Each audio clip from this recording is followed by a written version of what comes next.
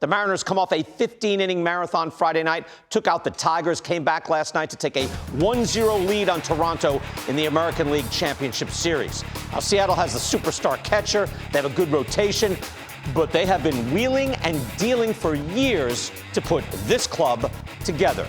Let's do a little digging in on Seattle. Jerry Dipoto has been the lead executive for the Mariners for 10 seasons now in Seattle. He has a reputation for making deals, right? 8 years, he's made 190 trades, the most for any team in that span. That's a busy guy. Now, here's the starting lineup for the Mariners last night. Only 2 of the 9 are homegrown. Right now, the 2, Cal Raleigh, Julio Rodriguez, those are big guys. Breakout year for the catcher.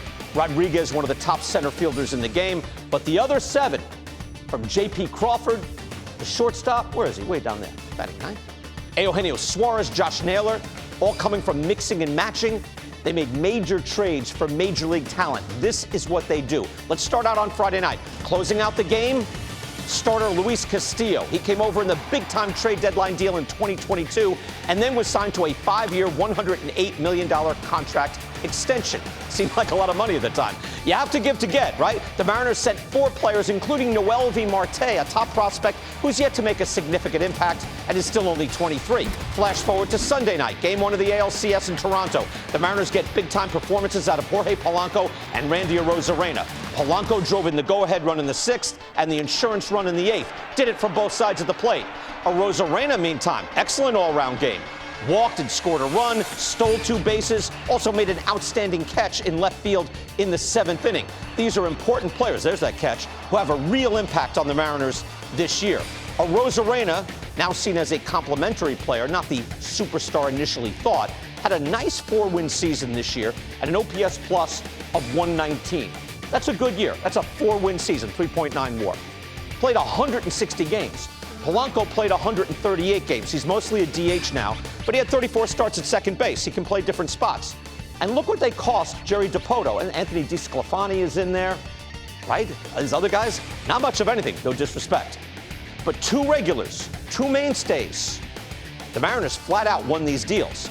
But wait, there's more. Andres Munoz, who worked 1 1/3 on Friday and closed out Game 1 last night. He was acquired way back in 2020. Mega deal with the Padres. Dipoto gave up 3 players, the biggest of which was catcher Austin Nola, who's no longer in the game. Munoz has been an elite arm for the Mariners for the past 4 years. And let's cap it off with one of their foundation players. I've already mentioned him once, J.P. Crawford. He's been a rock for the Mariners this year and every year. He had a 111 OPS plus this season, plays a solid shortstop, and played 157 games this year at shortstop. Dipoto traded for him way back in 2018 when Crawford was a 23-year-old fighting for playing time on the Phillies. He gave up 3 players, most notably shortstop Gene Segura, who was already out of baseball, and he also got Carlos Santana in that deal. No GM wins every trade that he makes, but Dipoto is winning a lot of these deals. And it's interesting, as I look through this, Dipoto also trades for guys he really likes because he trades for them and then extends them in their contracts. That's why Crawford and Castillo are still there all these years later. So here's where the Mariners' production comes from this year. We'll look at WAR, right? There's a rough look at it. In the draft and amateur drafting and signing, it's WAR of 20, wins above replacement. They draft for pitching. That's where they get their starting rotation, mostly from the draft. It's a specific MO. From the free agent market, essentially nothing. They don't hit the market and buy big.